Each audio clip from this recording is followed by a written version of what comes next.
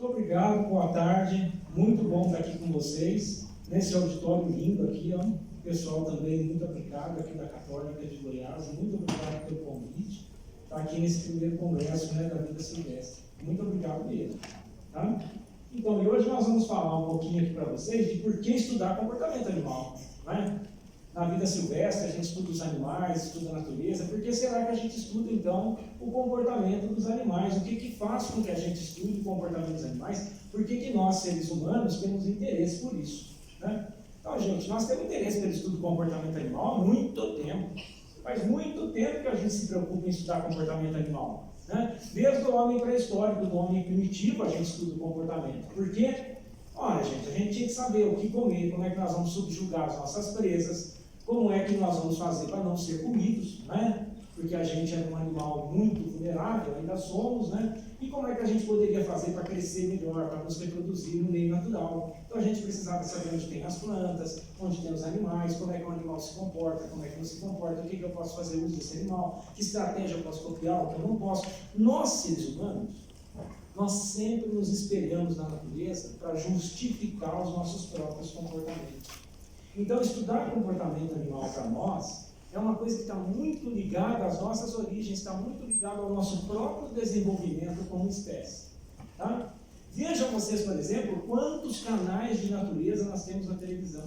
E quantos desses canais de natureza na televisão e na internet, eles, em sua grande maioria de programas, mostram o quê? Comportamento animal.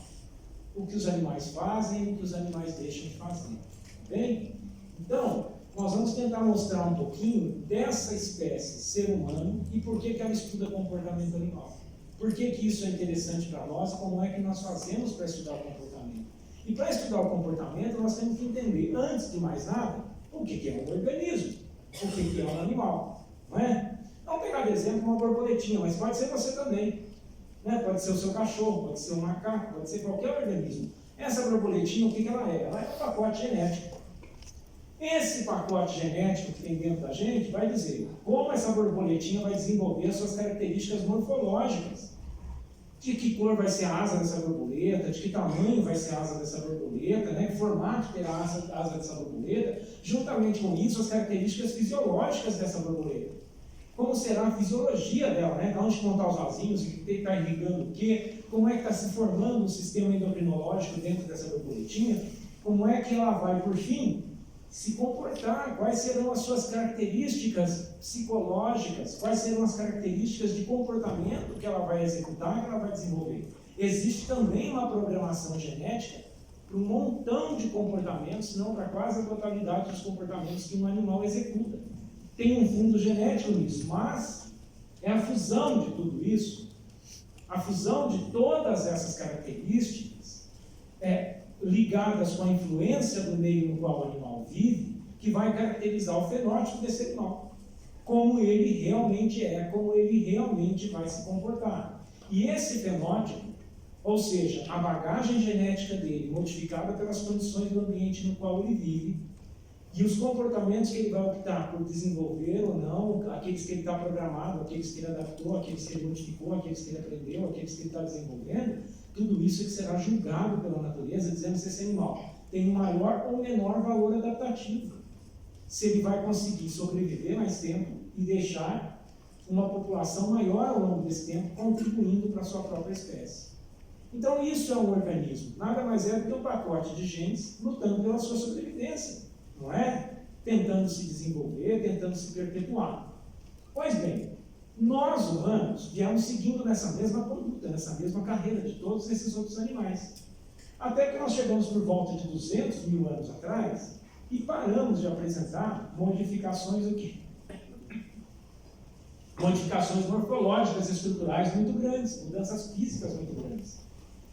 De 200 mil anos para cá, a gente tem pouquíssimas mudanças físicas no nosso organismo, aparentes, tá? Mas, então, nós passamos a sofrer o quê? Uma grande mudança em relação aos outros antropóides, que foi uma grande revolução intelectual. Nós deixamos a estrutura corporal para trás e a nossa revolução intelectual ela foi muito mais rápida, foi muito mais acelerada. Isso, por volta de 70 mil anos, teve uma grande modificação que deve ter tido um componente genético aí dentro, que não foi um componente genético estrutural físico, mas um componente genético que mudou o nosso modo de ver o mundo. Mudou a nossa capacidade de cognição, ou seja, o modo como a gente adquire conhecimento, o modo como a gente transmite esse conhecimento, o modo como a gente percebe o meio. Ou seja, gente, o macaco antropóide de 200 mil anos para trás, tá? Aquele que convivia com os neandertais, ele pensava como um neandertal. Então nós temos um pequeno bando, em geral com menos de 150 indivíduos, que é igual um bando de primatas bem avançados hoje, como o chimpanzé. Se você passar de 150 indivíduos, você tem tanto macho alfa lá dentro que vira uma balbúrdia, parece Brasil, né? Começa todo mundo a bater no outro, brigar, aquela coisa, não consegue formar uma sociedade. Entenderam? Então, o que acontece? Esses macacos antropóides de até 200 mil anos atrás, eles tinham um comportamento que era assim: olha, ali tem uma comida. Ah, aquilo ali é uma comida. Então vamos lá, vamos pegar aquela comida. Tá? O que acontece com a revolução cognitiva? Aparece um gene que modifica o modo desse outro macaco pensar o meio. Ele olha para aquela comida, mas ele olha para você. Ele fala: esses aqui são do meu bando, aquele ali é do outro bando. Né? Aí, antes dele ir na comida, ele fala para os de cá: olha, eu acho que é melhor a gente ir na comida primeiro do que aqueles lá. Porque se eles comerem antes, nós vamos ter fome. Nós não vamos ter a quantidade de comida que nós precisamos. Parece um raciocínio simples, não é? Mas que não tinha antes. Isso é intriga. Ele já começou a pensar o que pode acontecer. Não é o que vai acontecer de fato, mas é o que pode acontecer. Ele começa o quê? A perceber o futuro. Ele começa a fazer apostas no futuro. Como é que eu posso modificar o meu comportamento em função de um futuro melhor? Então, isso faz com que você crie no comportamento animal, né, expectativas, faz com que você crie, por exemplo, o misticismo, faz com que você crie relacionamentos nos quais as pessoas começaram a se agregar, começaram a formar grupos familiares e grupos sociais maiores, não é? Em função da própria imaginação, em função do próprio pensamento do que seria o futuro, porque eu estou relacionando fatos agora, que eu sei que são possíveis, que eu sei que são prováveis, que o outro macaco não consegue. Por isso eu sobrevivi e o outro não. Então, gente, o ser humano foi se desenvolvendo, e desenvolvendo a revolução cognitiva dentro dele, desenvolvendo a revolução agrícola, passando para a revolução científica e as revoluções modernas que nós estamos vivendo hoje, muito tentando entender um grande desafio da compreensão do comportamento, que é o quanto nós estamos programados para fazer uma coisa e o quanto essa nossa programação é influenciada pelo meio no qual nós vivemos. O quanto o fenótipo responde à seleção natural, aos valores adaptativos das espécies e ao fitness. É isso que nós tentamos estudar em comportamento animal, desde uma aranhinha, uma formiga, uma libélula, até nós mesmos. Nós nos utilizamos de animais simples, nós nos utilizamos de animais que nós podemos manipular, de animais que nós podemos experimentar em cativeiro, para tentar compreender coisas que vão ajudar a explicar o nosso próprio comportamento. E nós temos ferramentas para fazer isso. E são essas ferramentas que eu vou tentar apresentar para vocês agora. Então, lá vem a história. Né? Então, vamos contar a história. Nada melhor para entender comportamento animal do que contar a história. Né? Contar a história é bom. Vocês têm que contar a história para os filhos em casa, contar a historinha, né, para os alunos na faculdade. Né? Você sempre conta uma história. Você fala: ó, você vem, você trabalha bastante comigo, e você vai fazer uma iniciação científica, depois você vai fazer um mestrado, depois você vai fazer um doutorado, depois você vai fazer... Né? Você vai contando uma história. Hoje está virando lenda isso. Mas nós vamos lá, né? Vamos caminhando com isso, vamos contar a nossa história. Então, alguém já ouviu falar desse bicho aí, ó, o arganaz do campo? Esse bicho tem sido muito estudado nos últimos 20 anos. O que acontece? Esse arganaz do campo é um ratinho que mora lá no centro dos Estados Unidos, sul do Canadá, e ele é... Nossa, está frio aqui, né? Ele é monogâmico, tá? Ele é monogâmico. Acontece, monogâmico, então, machinho, uma fêmea, um casal tranquilo, sossegado para a vida toda. Tá? O que acontece? A maior parte dos arganazes do campo não são monogâmicos, são poligâmicos. é um macho e um monte de fêmeas. O macho é além de fêmea, aquela coisa árabe, né? Um além, aquele monte de mulherada, coisa e tal. É aquilo ali, entendeu? Você quer acredita para isso? Isso é mentira. Tá? Então, aquela coisa toda lá, eles ficam vivendo daquele jeito lá. Tá bom? Então, por que nós teríamos interesse, nós humanos, teríamos interesse em estudar os porquês de um ratinho do campo preferir ter uma fêmea só do que ter um punhado de fêmeas? Gente, não é qualquer espécie que está estudando esse ratinho, somos nós. Se nós estamos estudando esse ratinho e desenvolvemos ferramentas para compreender isso, é porque nós temos interesse. É porque estudar comportamento animal se tornou interessante e importante para nós. É porque vai ajudar a responder alguma coisa com relação à nossa própria espécie. Não é de graça que a gente estuda comportamento animal. Não é porque você acha o bicho bonitinho, eu vou estudar ele. Não, não é por causa disso. É porque nós temos um interesse científico sério. E isso nos leva a progredir como espécie. Não é? Então veja só. Aquele bicho é um bicho social. Ele tem um pequeno grupo social, não, um pequeno núcleo familiar. Os macacos também têm, os primatas. E nós também. E nossos grupos sociais, os grupos dos primatas, são muito caracterizados pelo quê? Por relacionamento. Olha aqui, pouquíssimas pessoas sentadas sozinhas.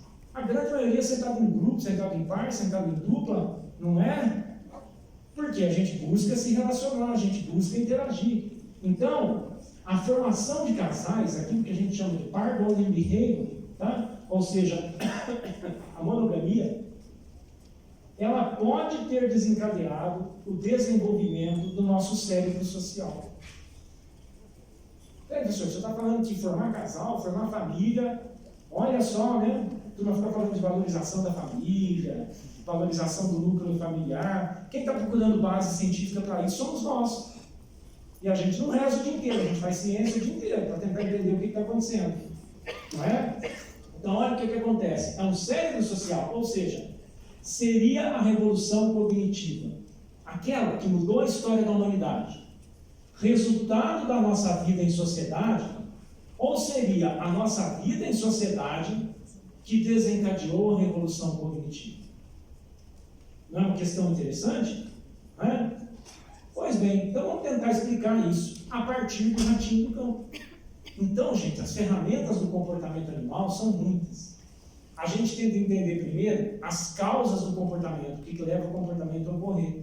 Depois a gente começa a elocubrar e tentar pensar no evolutivo do comportamento, os porquês daquele comportamento ter ocorrido, os porquês daquele comportamento ter se desenvolvido. Então, na busca das causas do comportamento do ratinho do campo, o que o pessoal fez? Olha lá. Primeira coisa, corte. Tem água aqui. Nossa, está bem frio. O avião também estava frio pra caramba. Né? A moça passou e falou: você quer água, moça? Eu falei assim: não, eu quero a garrafinha. Né? Porque já estava num jeito que eu queria fazer xixi de qualquer jeito, não conseguia mais. Né? Que frio que estava aquele negócio. Né? Não, vai dando desespero. Né? E você não pode levantar, porque não desaperte o cinto. Você fala: nossa, né? Esse negócio aqui, tá? Vamos lá. Então, o que a gente começa a estudar? Vamos estudar a anatomia do bicho. Vamos ver, será que a cabeça de um rato é diferente da cabeça do outro? Não é? Por que não é monogâmico? Por que o outro não é monogâmico, é poligâmico? Será que tem uma diferença anatômica no bicho? Vamos ver. Fizemos um corte histológico, o pessoal faz anatomia, histologia, citologia, fisiologia. Nossa, professor, estudar comportamento animal tem que saber citologia? Não, mas tem que se associar com alguém que sabe. Eu tenho que saber fisiologia? Não necessariamente, mas tem que se associar com alguém que sabe. Porque é uma ciência extremamente multidisciplinar. Tá? Então, o que acontece? Descobrimos que na região do pálio ventral é uma ação reforçadora de certos tipos de comportamento. Quando o ratinho copula, há uma liberação do neuropeptídeo cerebral arginina vasopressina, o AVP. Então, é assim, o ratinho vai lá, copula com a fêmea, começa a liberar AVP no cérebrozinho dele, ele começa a ter uma sensação boa. Ele fala assim: nossa, como foi bom ficar com essa fêmea. Aí, ele vai, e acontece que ele acabou de dar uma transadinha ali, coisa e tal, ele come um pouquinho de grão ali, pega um capinzinho, palito do dente, aí ele olha de novo para ela e fala assim: você aqui de novo? Aí, chegou perto dela de novo, copulou com aquela fêmea de novo. Liberou mais vasopressina. Ele começou a ficar assim, nossa, como é bom ficar com ela, né? E aí ele vai ficando com ela, ele vai ficando com ela, vai ficando com ela, vai se sentindo recompensado, vai havendo aquela liberação de vasopressina, sempre na região do palio ventral. Então o pessoal passou a teorizar em cima disso. Tentaram olhar as linhagens filogenéticas, descobrir pela linhagem filogenética que a monogamia podia ter surgido primeiro a poligamia, depois a monogamia, depois a monogamia subiu, veio a poliginia de novo. Né? Aí eles começaram a pensar o seguinte: o que será que acontece? Será que nós temos machos poligâmicos, né? E um macho poligâmico com suas fêmeas lá, o seu harém de fêmeas. Um macho que não tem quer roubar a fêmea do outro, começa uma confusão danada. Quando o macho rouba um harém de fêmea do outro, o que é comum ele fazer, até na nossa espécie? Ele mata os filhotinhos. Por que ele comete infanticídio e mata os filhotinhos? Porque a fêmea que está amamentando, ela não ovula. Então, se eu mato os filhotinhos, a fêmea volta a ovular, para ter um filho meu. Compreenderam? Então, as fêmeas percebendo isso, as fêmeas promíscuas, né, que estão naquele relacionamento com o macho poligâmico, elas começam a defender os filhotes contra o infanticídio. Isso vai tornando a vida do macho um pouquinho mais complicada. Aí os machos, então, começam a fazer guarda da parceira, evitando promiscuidade por parte da fêmea para ter garantia de paternidade. Até que nós vamos caminhando vários passos evolutivos que podem ter demorado milhares e milhares de anos, até que nós chegamos nos machos que cuidam dos seus filhotes e até os machos monogâmicos como o arganaz do campo. Puxa, se isso aconteceu, se foi um passo evolutivo assim tão elaborado, tão distante, tão grande, se isso foi sendo feito de uma forma tão elaborada, deve ter um gene para isso. Não falamos lá no começo, olha, nós explicamos como é que era um bicho, então deve ter um gene? Então tem que ter um gene, vamos curar o gene? O pessoal foi lá e achou o gene. Acharam um gene no Microtus orcogasper, que é a ratazana das pradarias, né, que é esse bichinho. Tá? Acharam um gene chamado V1AR ou AVPR1A, que é o gene da monogamia. Eles falaram, esse gene é o gene da monogamia. Ele que está lá no palio ventral, que faz a liberação da vasopressina, que faz o machinho olhar para a fêmea e falar, meu amor, é ela. Entendeu? Para a vida toda. Tá bom?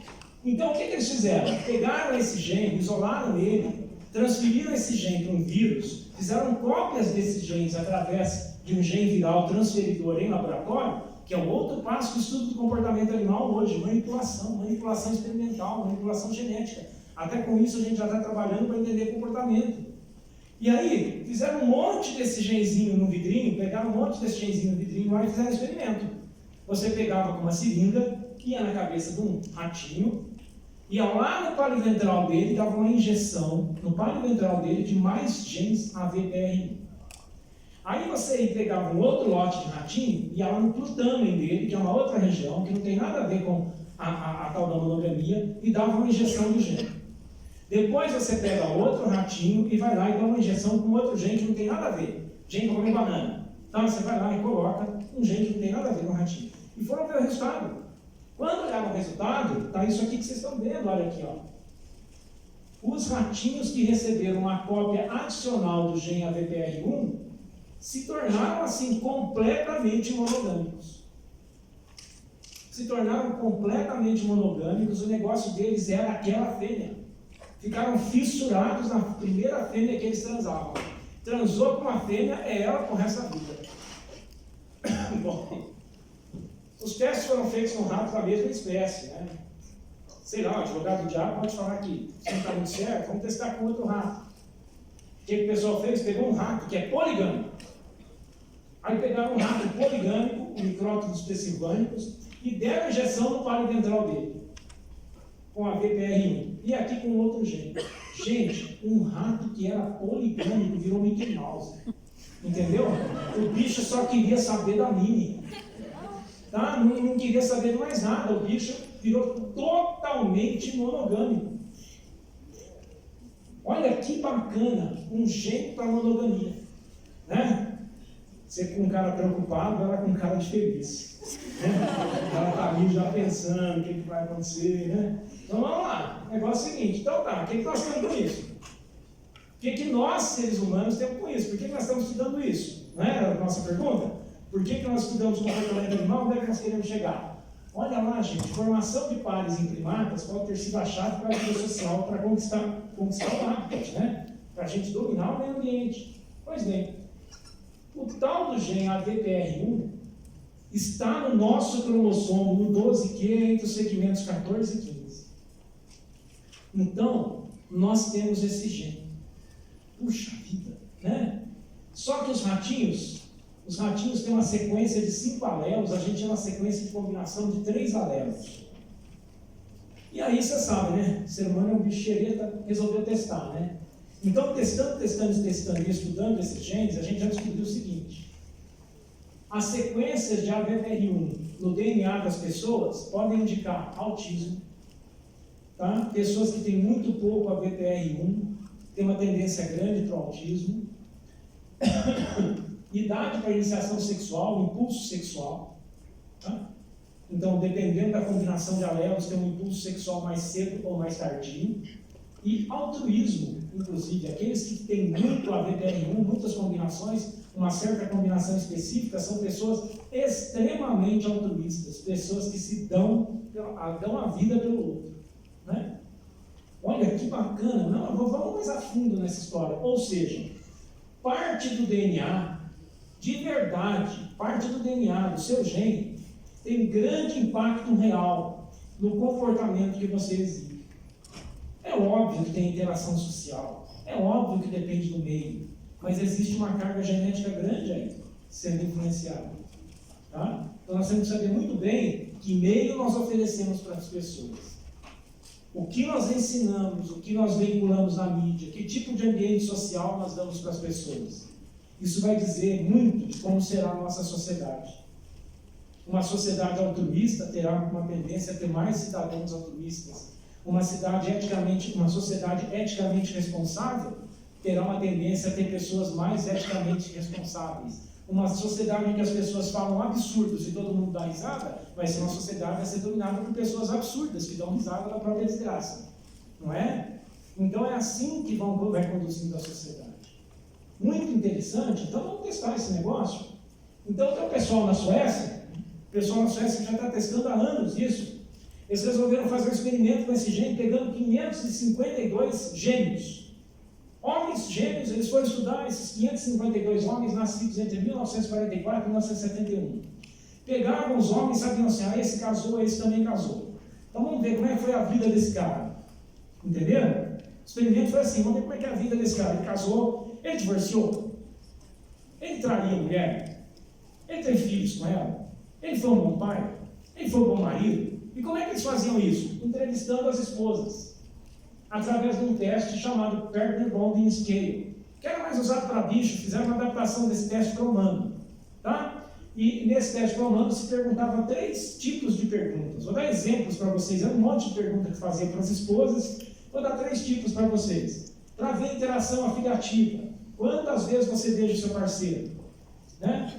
Se o marido beijava ela com frequência, se não beijava ela com frequência, se ele era carinhoso, se ele não era.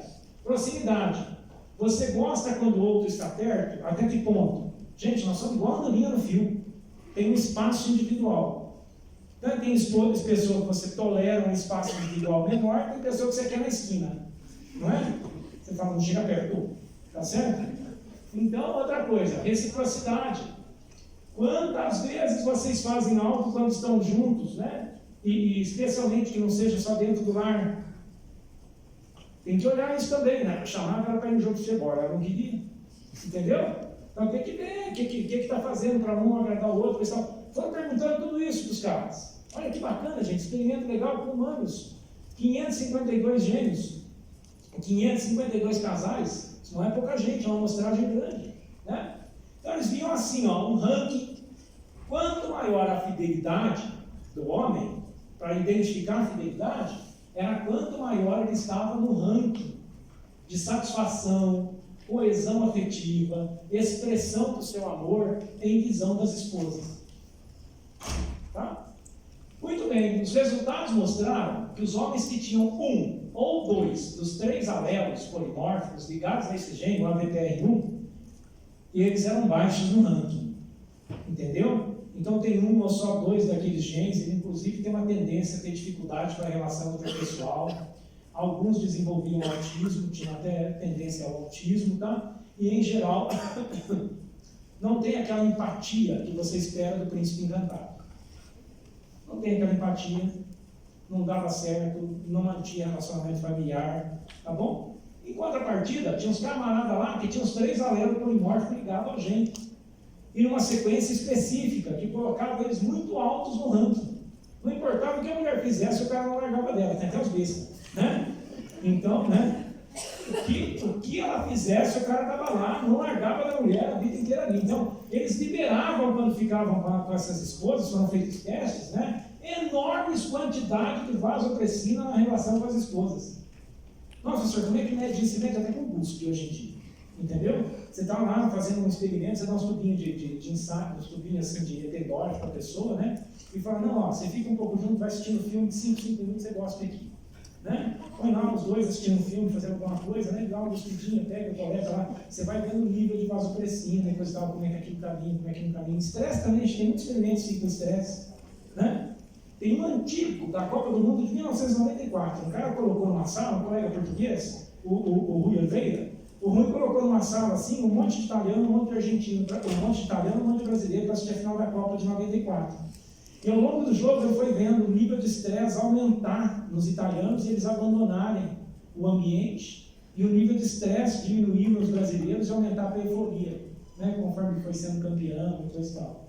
Fizeram isso também com jogadores de vôlei, né? Os times que ganham, elas vão desenvolver uma quantidade muito maior de endorfina no final das partidas, testosterona, começa a crescer pelo, faz até barbinha, né? Então estimulado que está pelos hormônios, né? Então a maior... Opa, deixa eu voltar aqui. Apertei o botão aqui tudo. Então, o que acontece aqui? Uma maior satisfação, maior fidelidade com feedback positivo. Ou seja, conseguiu se comprovar que tanto para o ratinho quanto para o humano, que tem esse gene, se ele ficou com aquela parceira, ele se interessa em ficar com ela, ele se interessa em continuar com ela, ele se interessa em querer aquela parceira. Tá? Muito interessante isso. Outra coisa que eles fizeram foi pegar os caras que tinham morrido, né? Não, vamos pegar os caras morreram, desses daí que nós estamos fazendo experimento, que nós estamos observando, entendendo, né? Vamos pedir autorização da família para a gente ver o tamanho da amígdala.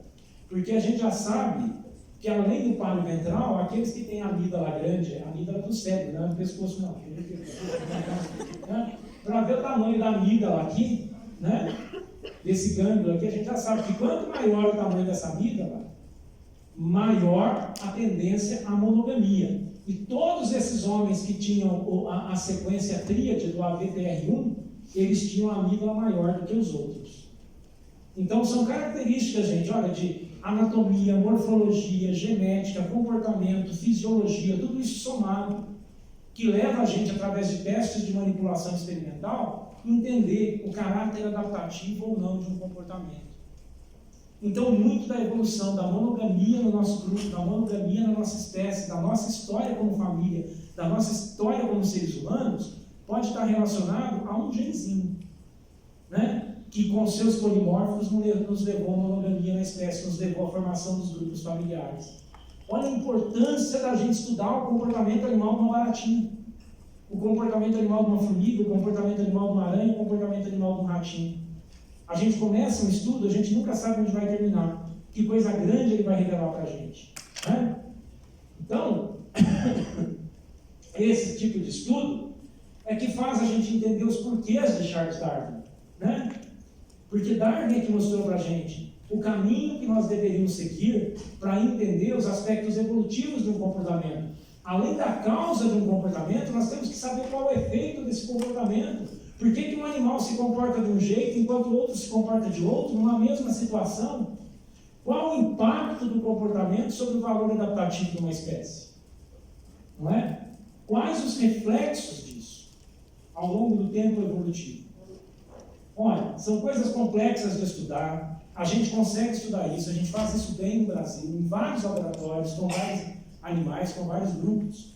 Nós, há mais de 15 anos, por exemplo, temos estudado esse bicho aqui. Um bichinho que ninguém dá bola e que vive em casca de árvore. É um pseudo-escorpião, um falso escorpião. Ele está aqui, né? É o Davi tentando pegar o Golias, literalmente, né? Davi Golias, tamanho da formiga que ele está tentando matar para comer, tá? Então, essa foto aqui foi capa da Behavior Ecology and Social Biology. É o trabalho de um menino que trabalha com a gente há muito tempo, o Everton, né? O que esse bichinho faz? Esse bichinho, é um aracnídeo. Como vocês sabem, aracnídeo é um bicho super agressivo, não quer comer o outro o tempo inteiro. Aranha mata, aranha come, basta falar que tem 8 pernas, né? Então sabe que o bicho é esquisito. Mas esse bicho aí, ele vive em coletividade, embaixo de casca de árvore, fazem ninhos comunais, tem macho, tem fêmea, tem filhote, todo mundo vivendo junto. Ele tece teia como se fosse uma aranha, mas fazendo casulinhos. Dentro desses casulinhos eles colocam os ovos, desenvolvem as ninfas, os machos e as fêmeas caçam comida juntos, trazem a comida para os filhotes. A gente tem estudado essa sociedade, publicado uma série de trabalhos com isso, há mais de 15 anos. E aí nós acabamos por descobrir que dentro desse grupo acontecia uma coisa muito interessante, a matrifagia. Em um determinado momento, em algumas situações de fome, de estresse ambiental, a mãe está lá no ninho com os filhotinhos e ela começa a perceber a fome, e não acha comida, e entrou a seca no cerrado. Sabe o que ela faz? Ela arrebenta a teiazinha do ninhozinho dela, sai para fora, bate as 2 pinças no chão, assim, ó, papá, ergue as pinças e fica esperando os filhotes rodearem ela e ela se entrega de comida para os filhos. Isso se chama matrifagia. É um cuidado maternal extremo. E nós ficamos anos tentando entender o papel da matrifagia na vida social desse grupo. Vários experimentos, vários trabalhos a gente publicou.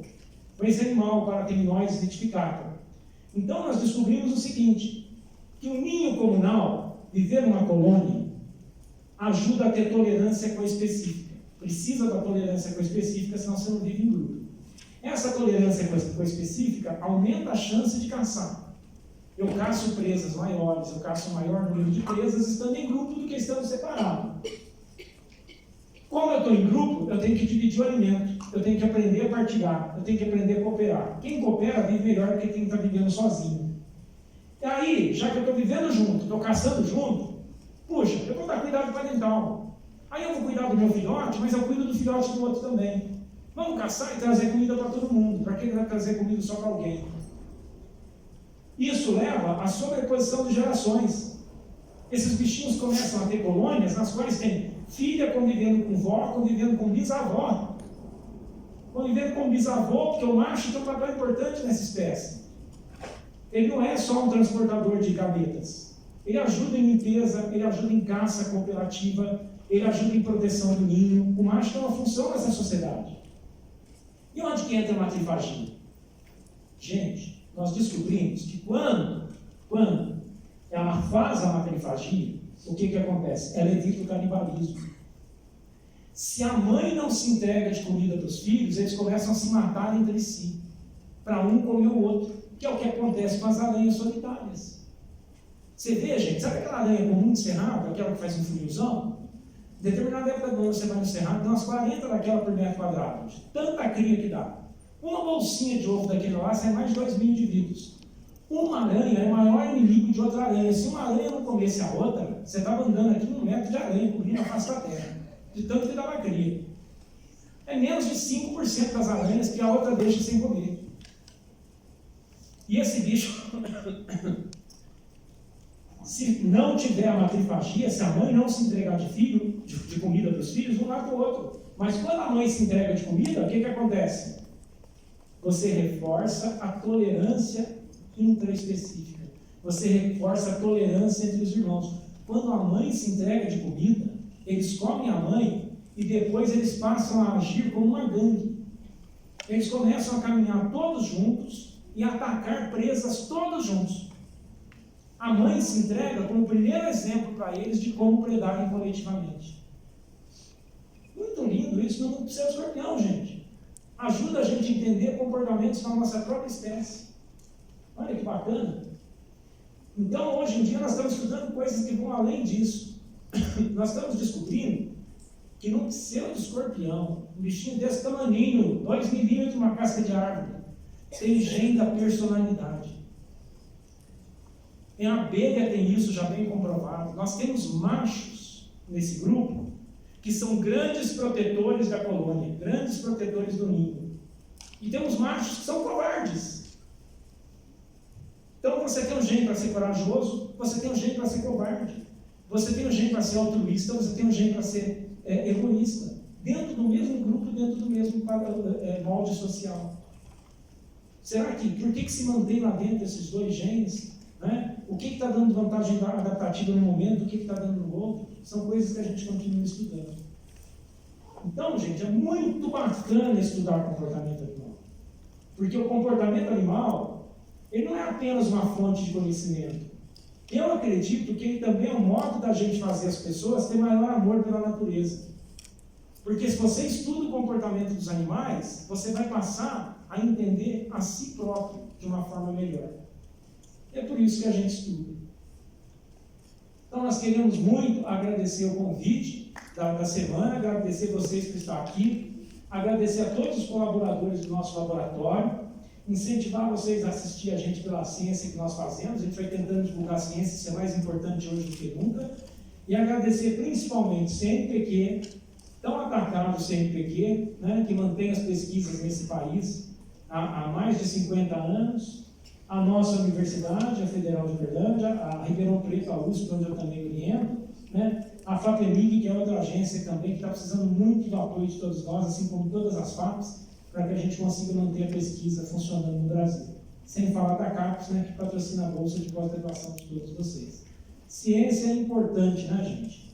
Ciência não é um gasto qualquer. Ciência é um investimento no futuro de uma nação. Então, nós temos que nos preocupar com isso e levar isso de uma forma mais séria. Muito obrigado a todos vocês.